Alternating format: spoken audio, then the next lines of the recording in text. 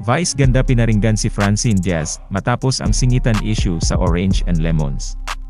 Alam mo si Ann Curtis, dapat mamaya pa siya. Pero ewan ko, sumingit siya sa pila ng mga magpa-perform. Kaya Ann Curtis, respect naman please. Ann Curtis, respect naman sa mga artists.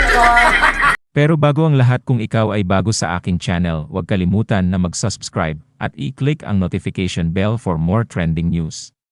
Tila may patama ang unkabogable comedian at It's Showtime host na si Vice ganda sa kapamilya young actress na si Francine Diaz patungkol sa issue nila ng sikat na OPM band Orange and Lemons. Yes, viral na usap-usapan ngayon sa social media ang kapamilya actress na si Francine Diaz at ang Pinoy pop rock band na Orange and Lemons. Ito'y matapos nilang parehong magtanghal sa Governor and Vice Governor's Night sa San Jose, Occidental Mindoro, nitong Martes, April 30, 2024. Ang masaya sanang pagtatanghal ay napalitan ng hindi pagkakaunawaan nang mag-walkout ang Orange and Lemons habang nasa entablado si Francine. Sa mga video clip na kumakalat ngayon sa social media, na mismong kuha sa event, makikita ang Orange and Lemons na nasa entablado at naghahanda na sa kanilang pagtatanghal nang biglang tawagin at papanhikin ng host si Francine sa stage. Pumanhik sa stage si Francine at bumati sa audience. Kasunod nito, ay pag-aanunsyo nitong hahandugan niya ang mga tao ng isang awitin. Sa kabila ng handa ng mag-perform ang OPM band, mahihinuha ang pagkagulat sa mukha ng Orange and Lemons band na nasa likuran lamang ng aktres.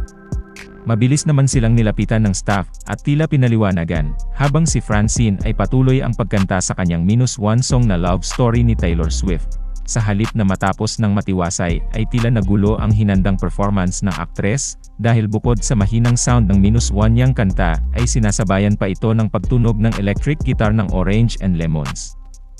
Kitang-kita rin ang pagkainis ng lead vocalist na si Clem Castro, na walang nagawa kundi umalis sa stage, na sinundan naman ng kanyang bandmates. Sa oras ng pagtatanghal ng Orange and Lemons, ay hindi nakatiis ang vocalist na si Clem na maglabas ng sama ng loob sa nangyaring pagsingit sa kanilang performance. Samantala, ginawa itong biro ni Vice ganda sa kanyang pagbisita sa San Fernando, Pampanga kasama ang mga kapamilya artists, kabilang na ang It's Showtime family.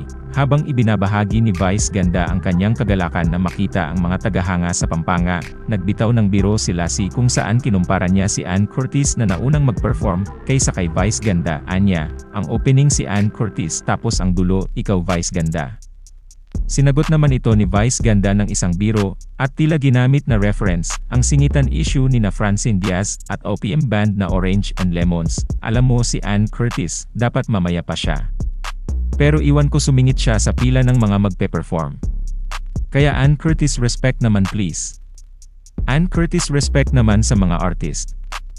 Alam mo ibang klase ka, no? Bakit? Ang opening si Ann Curtis, tapos ang dulo ikaw! Alam mo si Ann Curtis, dapat mamaya pa siya. Oo. Pero ewan ko, sumingit siya sa pila ng mga magpa-perform. Kaya Ann Curtis, respect naman please.